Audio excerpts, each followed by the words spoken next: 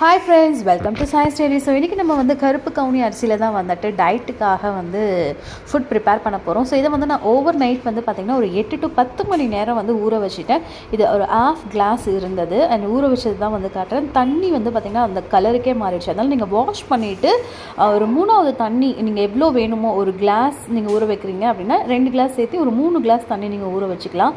And எனக்கு இப்படி தான் இருந்தது. அண்ட் நான் குக்கரில் வந்து பார்த்திங்கன்னா ஒரு 4-6 விசில் விட்டுருக்கேன் அப்படின்னு நினைக்கிறேன். எஸ், கடைசியாக இப்படி தான் கொல்லன்னு இருக்கும்.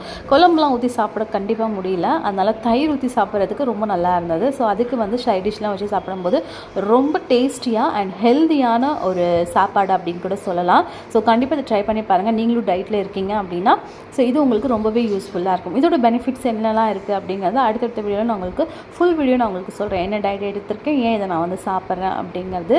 அண்ட் இது தயிருக்கு ரொம்ப நல்லா இருந்தது. ஸோ நான் அதுதான் உங்க கூட ஷேர் பண்ணணும்னு நினச்சேன். நெக்ஸ்ட் வீடியோவில் பார்க்கலாம். பை.